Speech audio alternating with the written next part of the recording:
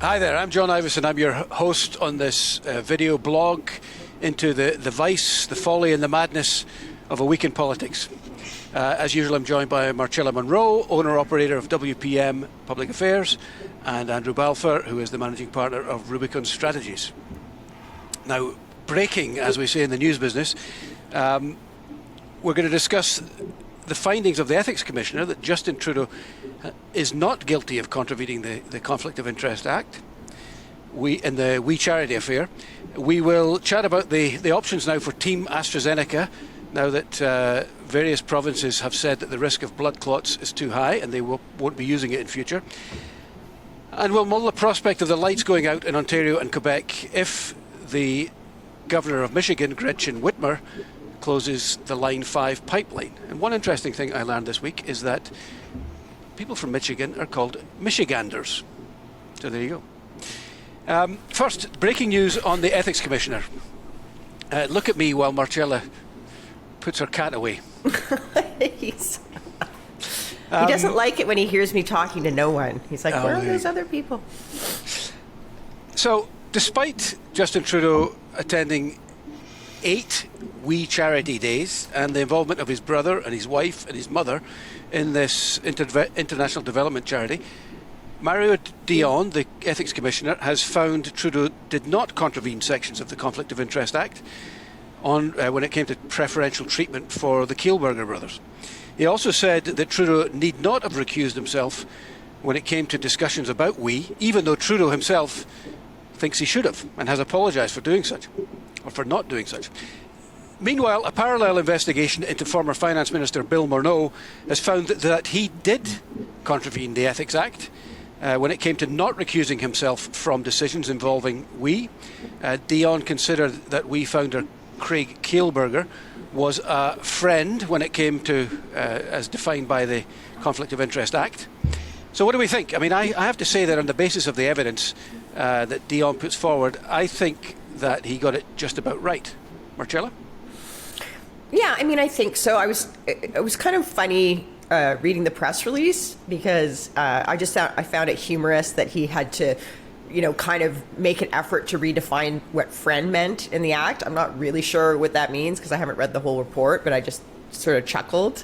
This is so good for the government, right? Because obviously they made Morneau walk the plank months ago, right? Like last year. And so now they can kind of go done and dusted, right? It's a perfect storm. I mean, I guess if you're the Conservatives or maybe the NDP, who never do, in my view, a very good job of attacking Liberals, you could have fun maybe with an ad that has the kind of Trudeau 1, 2, 3 reports on ethics in government. But I think aside from that, I don't think the average voter, I think this was not vote determining from the get-go, and I think it will continue to be not vote determining. But it did, at the height of the summer, when all these committees were taking place, the Liberal fortunes in most polls did take a dive. They were down about 5 points in the polls because people thought Trudeau was up to his neck in it. So, do you think people care, Andrew? No, and I mean, I also think it's funny, like the summer news cycle about parliamentary committees, I mean, that's riveting stuff for the 3 of us and maybe 10 other people in Canada. I don't think that's actually what was moving the polls, because I don't think that people knew about it. But, I mean, I think that the people at PMO must feel vindicated at this point because they have been dragged through the coals over this, and all along everyone said that the Prime Minister did nothing wrong, and now it's turned out that that's true. I think that for former Minister Morneau, this kind of just shows us that he was never meant for the world of political Ottawa. And probably, I hope for his sake that he's at his villa in France right now having a nice glass of wine, because I mean, he wasn't cut out for this and he doesn't need this. Clearly he did come to this world to try and do public service, but it just didn't jive for him. Can I just add to that? I mean, I think one of the things that's interesting too, to Andrew's point, is just the fact that, probably in his mind, doing business this way, I mean, that's kind of partly how Bay Street works, right? Yeah.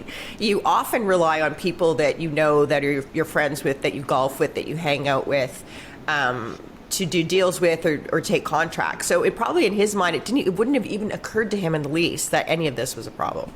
Well, this is what Dion was talking about when it comes to friends. He said, normally we've taken a narrow view of that, personal friends, but in this case, it is the broader context where work and personal life kind of intermingle.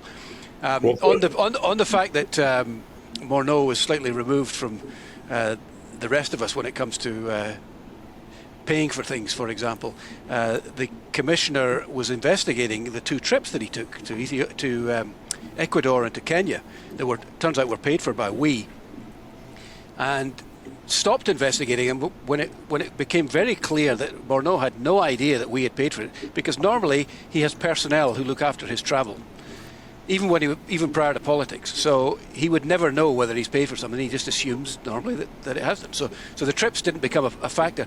I have concerns about the speed with which the whole thing was churned out. I mean, I think Trudeau announced it on April 22nd, this smorgasbord of half-cooked ideas. Only 4 days after the finance officials had updated Morneau about how the thing was going. So, they rolled this thing out without it really being a fully formed idea, and then left the bureaucracy to get on with it, which I think is, by the way, is how the federal budget was cooked up as well. Trudeau seems to be more cautious than Morneau. He removed it from a full cabinet meeting. He only approved it much later, whereas Morneau, it seems, was pretty loosey-goosey about involvement with we. And I think it can be fairly said that his staff stacked the deck in favour of this organisation, which apparently had unfettered access to his office. So, but as you say, Marcella, it does look like, with him gone, it's all very conveniently wrapped up for the government. I think, everything you said is, I would take, I would agree with most of that. I guess the one thing I would say, and I'm not disputing that it was too fast and probably there weren't some fresh, non-involved eyes on it. But let's remember that things were moving real fast at that point, right? Like everyone in Canada had their hands out and hands up saying, we need help through this situation. If regardless of kind of what the policy actually was, there was bound to be some mistake. And this was the big fat one. Okay, how about we move on to vaccines? So, Marcella, you and I have got the AstraZeneca jab. Now, Alberta, Saskatchewan, Ontario say they won't administer that particular vaccine, partly because of supply constraints, partly because of worries over blood clots. But we were told all vaccines were safe and that we should take the first one on offer. What now? Well, I mean, they didn't say they wouldn't use the vaccine. What they said is they're not going to use it right now for a first dose, right? I think that they're leaving the door open. I mean, I just watched the Ontario government press conference. They're still saying they think it's safe. They're still saying that, there's a report today out of the UK that looks the first kind of glimpse at this study they're doing, looking at mixing and matching first dose, but also showing that people who have had the second dose of AstraZeneca, it's like 1 in a million. If you've had the first dose and you were fine, the rates of anything going wrong. So I think that, I think we're getting something like 300,000 or 400,000 doses in Ontario. I think 800,000 or something countrywide. I wouldn't be surprised if governments said to those of us in generation AstraZeneca that, if you want your second dose, come get it. And I'll be the first one at my pharmacy. Andrew, so the risk originally was put by Health Canada at 1 in 250,000 of a blood clot. Ontario's advisory table is now saying it's 1 in 55,000. I mean, there's a huge shift in the advice we're getting. I looked at the UK and it was somewhere around 1 in 117,000, and there were 49 deaths, but the experts say that they probably saved 10,000 lives. So, were we getting bad advice, or is this understandable given the fact that things change? Well, I think we're not dealing with something that's been around for years, that's had long studies done on it. I think that things are going to change. Everything around this pandemic seems to change every day. And I think that people need to get, after 14 months or however long it's been, I think that people need to start being a little more understanding that things are going to constantly change around this stuff all the time. It sounds to me like we've made, without saying so, we've made a determination that we won't be really relying on AstraZeneca anymore. We'll get I hope that what we're doing with what does come in is just getting people like you two their second shot. And, as the procurement minister keeps referring to it, and I kind of like it, is the workhorse of our portfolio is the Pfizer, and we have tons of it coming in. There seems to be very little side effects, particularly in the first shot. So, let's get everyone who got the AstraZeneca their second shot ASAP, and then let's include it as part of our portfolio that we're going to be sharing with the rest of the world, where we have a serious issue with many, many nations who have incredibly low vaccination rates. And, if you look at what's going on at the WTO right now, they've got a suggestion that seems to me does very little in making it so, who's going to manufacture all of this? We need to get these developing countries more vaccines, or else we're going to have more variants, and who knows what those variants are going to do to the existing vaccines. What do we think of one dose summer as a line? I mean, aside from making me sing Bananarama all week. Half of this audience won't know who Bananarama are. So. I don't know. They're probably older than us, no? Cruel Summer. Look, I think it's a good line, but I think honestly he's under-promising and he's going to under-promise and over-deliver. So I think the 1-dose summer, 2-dose fall thing was more of him setting it up so that by when there's a higher rate of vaccination, he can be like, we did it, we beat the 2 doses, it's a 2-dose summer. Right. I could be wrong, but that's what I suspect is going on there. It's also funny watching all of the conservative premiers whose numbers are just dropping like a stone, mocking him about it and being like, oh, we're going to do better. It's like, okay, buddy, your numbers are terrible. Right. Okay, finally, Line 5 is a pipeline that supplies half of Ontario and Quebec's oil. It's been operational for 67 years without a leak into the Great Lakes, but Michigan's governor, Gretchen Whitmer, wants to shut it down. She's a strong ally of President Biden. The oil is still flowing while a court looks at the state's case. But it does suggest to me that the environmental lobby has moved on from trying to close down pipelines that are about to be built to closing down pipelines that have already been built. Is it fair to say there's been an evolution in the tactics here? I think that, she ran on this as a Democrat in Michigan. Now that she's got big business and big labor and big everything coming after her, and she's still doing it, it's quite something. And the downstream effects for not just her state, but the states around her and their reliance on this line are quite something. I mean, I think that as a tactic, we should be looking at this. If you just look at the amount of trade that goes on between Ontario and Michigan, and particularly in the auto sector, and both countries want to ramp up EV manufacturing, where you would think that the state of Michigan would be one of the biggest beneficiaries. For the first time in my life, we have Quebec, Ontario, and Alberta agreeing on something, which is terrifying if you think about it. We should let those Michiganders freeze in the dark.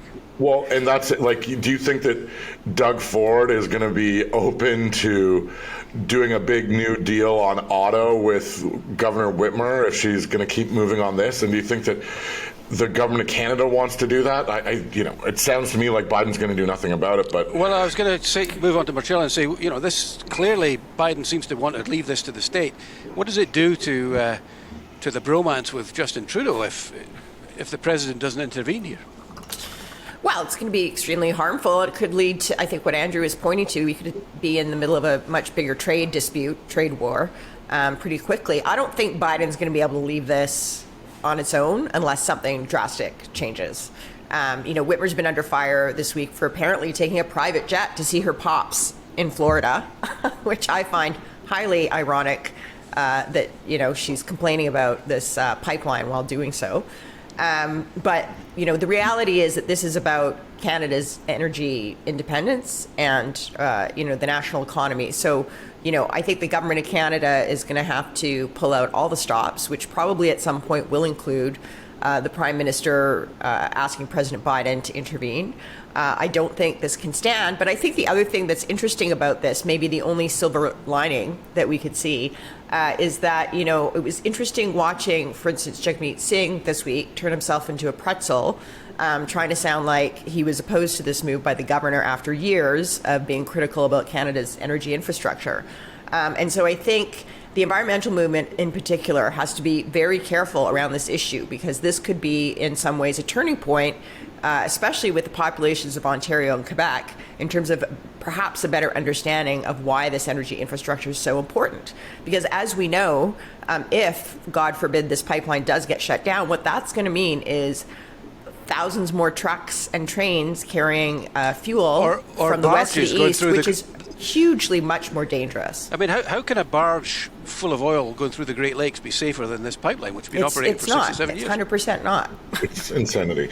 I mean, the only interesting thing you can say about Governor Whitmer at this point is, like, who would have ever thought that someone could make Quebec pro-pipeline? Like, that's a thing. Right, but you're right. I mean, the end result might be that we all agree that, you know, a just transition from fossil fuels needs to take place, but it's not going to happen overnight. Certainly not with the flick of a switch closing a pipeline. Makes my Alberta heart sing. Yeah, the thing too that, and I've, in having conversations about this with some of my friends who are like opposed to pipelines and et cetera, is all the people who are opposed to this, if you ask them what goes through this pipeline, they can't tell you. And I bet that most of the people in Michigan, if you ask, they're like, "Oh, it must be horrible, terrible things." I'm like, "Do you like barbecues? Because you use propane." The people from Michigan are called Michiganders. Did I mention that? Yes, that's 3 times that. All right, well, let's wrap up there. I think we've gone way over time. So if you're still with us, thank you very much, and we'll see you all again next week. Thanks. Cheers, guys.